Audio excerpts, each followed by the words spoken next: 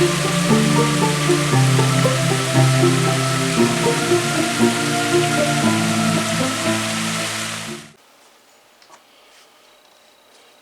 morning, everyone. Moonology Monday once again. And I don't know how your weekend went, but I can tell you mine went pretty well. How was yours?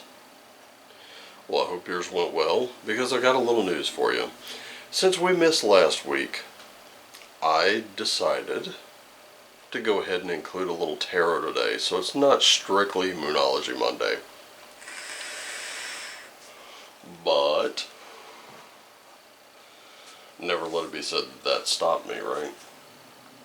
Okay, so we're going to use Colette Baron Reed's The Good Tarot, which I like this deck, but the reason I don't use it much is because I have a hard time shuffling it. There's the glossy nature of the cards kind of make it a little difficult to shuffle, but I do use it. So we're just going to lay out 3 cards for tarot, and then we'll lay out 3 for the moon, and we'll see what comes of it. Because it is, are we in the new moon? I don't really know for sure. And it doesn't seem I have my phone with me. Oh, that's not good. See, kids, this is what happens when you're not prepared. Prepared everything but that. Okay, let's see. Where's my phone? Well, this is embarrassing. Where is my phone? Oh, there it is. Never mind. I did have it close by. Just didn't see it. Anyway, let's have a look and see what cycle of the moon we're in right now.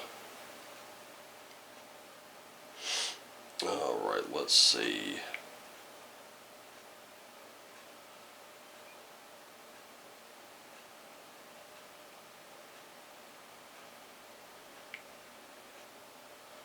So we are in the first quarter.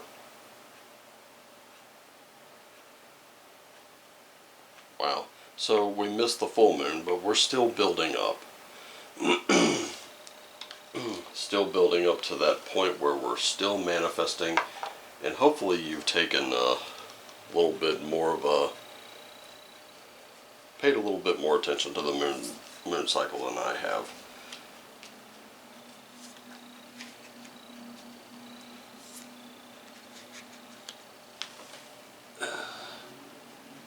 So remember what we said about wasting time. Well, I can tell you this weekend, Saturday, I wasted some time. I just took a little time to myself. I caught up on some sleep, took a big nap, wasn't planning it.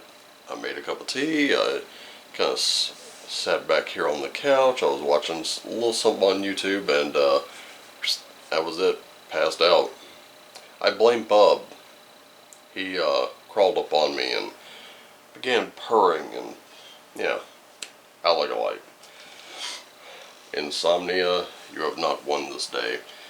By the way, I want to wish everyone a happy Mother's Day, if you happen to be one, even if it's of a little fur baby like the one I have. I know it's late, but it is what it is. Anyway, let's start with you this morning.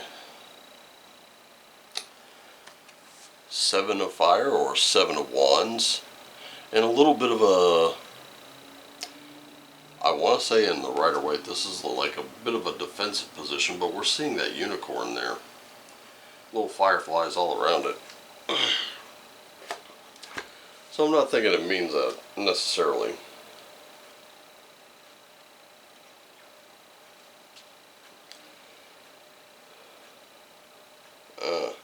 So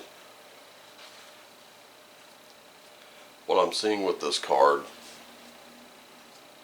is this is you at your personal best. You're unstoppable. Your passion pushes obstacles aside as you engage in sustained effort. You know how to bend, but you don't compromise on what's most important. If others aren't happy with the course you're on, you don't have to let their concerns affect you. So we're looking at a state of complete and total freedom. This is you being you, without apologies, without anything else in the equation. Your creativity, your passions, they drive you. That is not a bad place to start for a Monday. And guess what? If you're the creative type, it's going to be an especially good day for you. So, let's see what we got. We've got a King of Water, King of Cups there. Got a Page of Coins, or a Page of Earth, and we got a Page of Air. Notice that we really only have one card that's like sort of a normal card here, but then we've got all this royalty here. See that sign of, I'm just going to do me, no matter what anyone else says, or whatever. Let me throw a little bit of caution in here with this. This denotes an emotional maturity. You know how to handle yourself. You know the situation. You've been there before. And you're looking at it through the lens of, I'm an adult and I can handle this. You don't have to approve. You don't have to consent. You don't have to join in. But this is what I'm doing. This is how I'm doing it.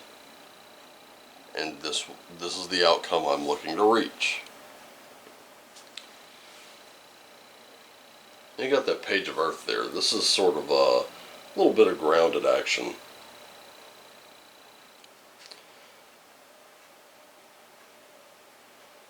See what that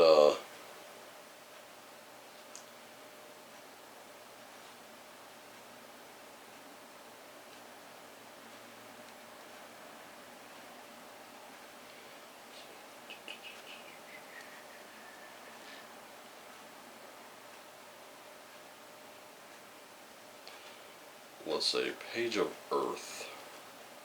There we go. So, right now what you're showing is a commitment to prosperity. This is you in tune with everything around you.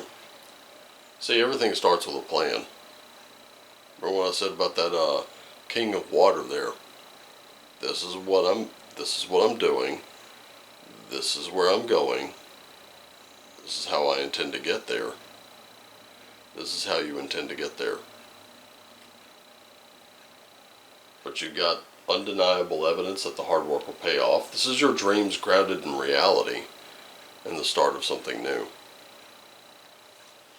And then we have this Page of Air. Rising to the occasion. Those thoughts of fearlessness. It all resides in the mind. And what's really great about that Page of Air is you notice the ascension. This is not someone going to the ground here. This is someone who is very much rising.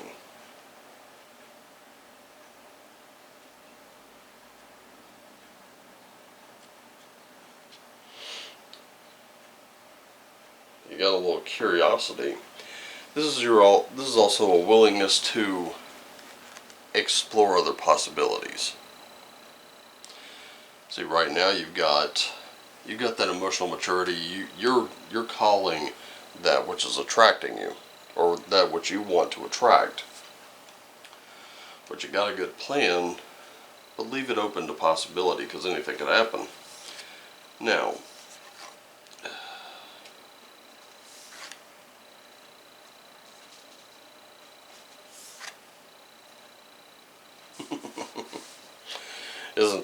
isn't this amazing? So let's check it out. Starting with this, letting you know to release control. Yeah, first quarter moon in Taurus. If you look, I'm going to point out all these cards line up. They line up very nicely. So not having that obsessive need to control every little aspect. You're going to deal with whatever comes along. You're okay with it. But that full moon in Aquarius is letting you know you got to be super real right now. Take that grounded action. Be realistic with your goals. It's fine to have a dream, but to have a dream coupled with a plan that's called a goal. And those goals have to be realistic in order for you to achieve them. Let me put it to you this way. I could spend every day attempting to manifest a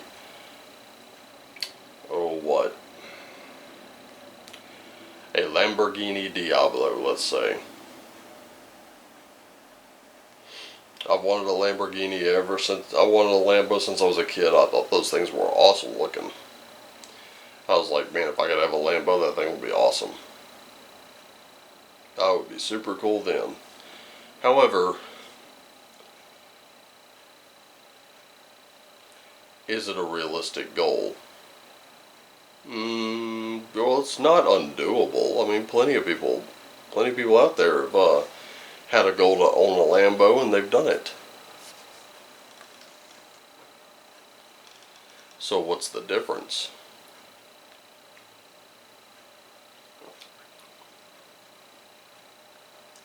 Well, for starters, the difference between me and the people who own a Lambo, they've got very, very high paying jobs. So, what would be the next step? Get myself in a position to where I can own a Lambo. You see? The dream is to own a Lambo, but I have to have a plan to get there.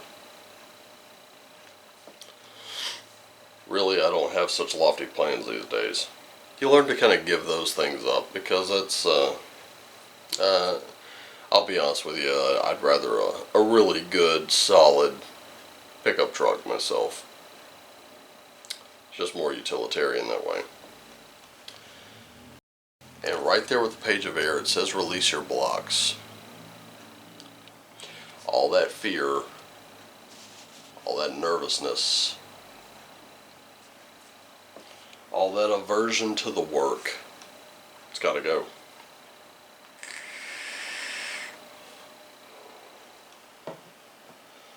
Ladies and gentlemen, I don't have to tell you that if I wanted to own the Lambo, but I refuse to work, or I refuse to do this, that, or the third, or I'm too afraid to do this, that, or the third, well, that goal is over here. I'm going to stay right here, and I'm going to want it to come to me, and that's not the way it works. I have to go to it. It's that simple. So, I want you to think about something for just a moment. And pause the video until you have this clear in your mind. What do you really, really want? More than anything else, you would give up everything in your home right now to have that dream. What is it? Pause now and think about it.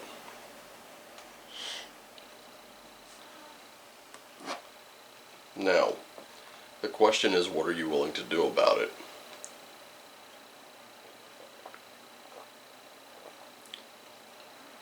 And now is not the time to sit there and go, hey Raven, guess what?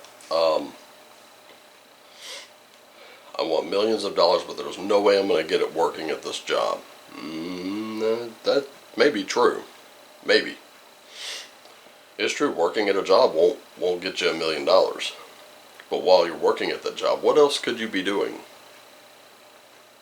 Could you be writing that book? Could you be making those drawings or those paintings? Could you be making that music? Could you be making the best of yourself at something you really want to do? can you be your personal best? The best version of you there is.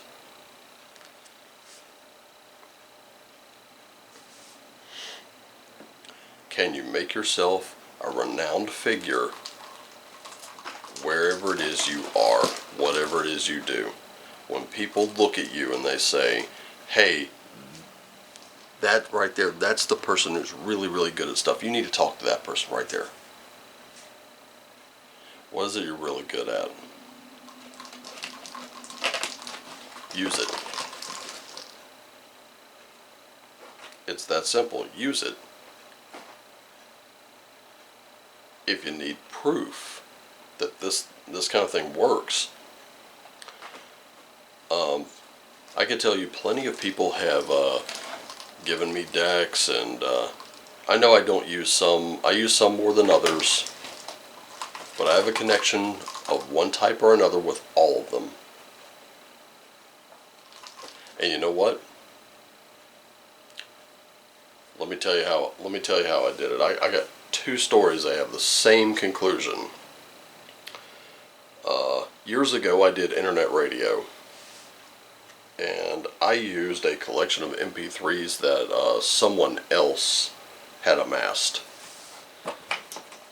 They'd even given me their CD collection, which was kind of sparse, and most of the ones, I say kind of sparse because most of the ones in there were kind of damaged. Thankfully, the person who had kind of bequeathed all these to me had, he had done internet radio. He recommended I do it, and I did it because I thought, this might be a way to rebuild my CD collection, which had been decimated by 2/3. Some rather dishonest roomies had stolen much of my CD collection. And wouldn't you know it, now I have a massive CD collection. And, yeah. And then I thought, hey, if I did readings like this, maybe, just maybe, if I were good enough, if I could prove that I'm good enough, people will send decks and I'll give them some readings in return for it. And wouldn't you know it, it happened. And it hasn't happened really recently, but it's happened. Now I've got a collection of decks, and let me tell you, I don't think I could shoehorn another Oracle deck into my Oracle deck shelf. It's pretty packed.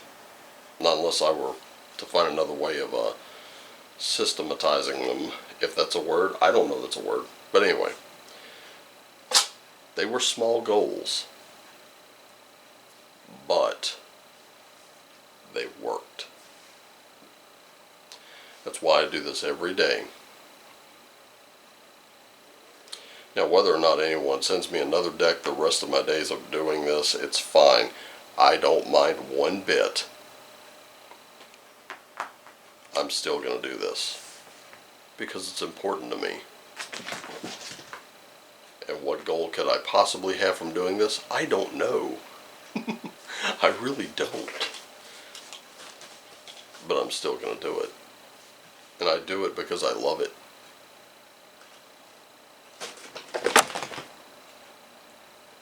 And if you're hearing that sound, that's Mr. Bub going psycho. But anyway, I know that you need to get out of here, so do I.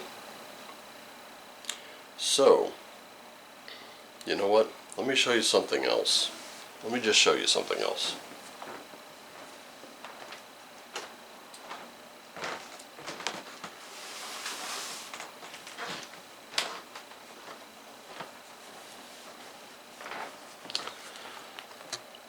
There you go. These are about 66. I know you can't see some of them in this box, but they're right in here. 66 different miniatures for playing my tabletop role-playing games.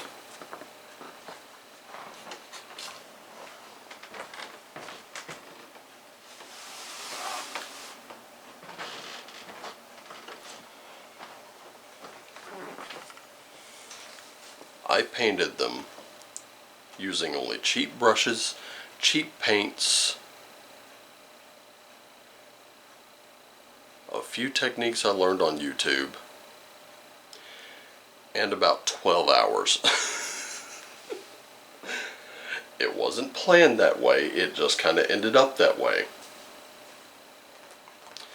So what you've got to do is you've got to actually commit to something today. Commit to that job.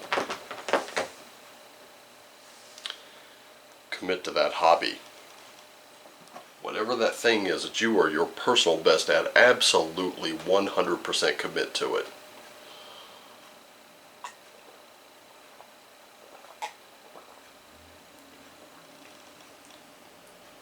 Commit with a plan. What you're going to do is you're going to begin attracting everything that you want. Have that plan grounded in reality. And watch all those results just start to unfold. Watch all those doors open. Because that's where you're headed today. Let go of the fear. Let go of the, oh, I can't do that. Let me tell you something, ladies and gentlemen. Those miniatures I showed you, they may not be painted well. They're painted well enough for me. And it was a lot of practice. I learned quite a bit yesterday. Had some real ah shit moments. But I learned. Those are the ones I get to screw up on. I get to screw up on those. You know what? They're cheap minis. It's not like I went hundreds of dollars for them. But if I can do all right with those, I can do all right with something a little better. Know what I mean? Something a little more detailed. And guess what? I still got a bunch that I gotta do. But I did 66 of them in 12 hours. Like I said, it wasn't planned that way. It just kind of happened. I just kept going.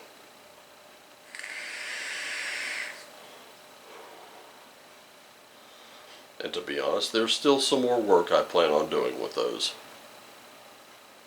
There's still some work. Managed to seal all the paint and color in there. But, you know, there's still some stuff I'm going to do with them. Who knows? But anyway, I got to get out of here, so do you.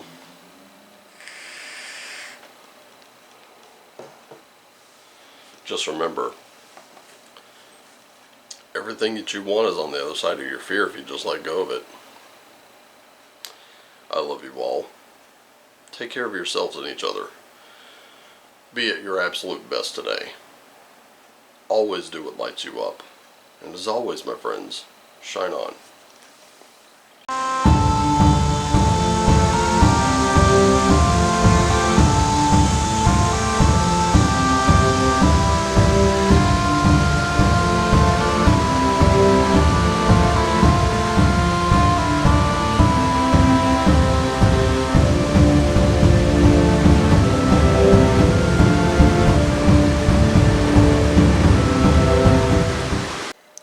Post-credit scene.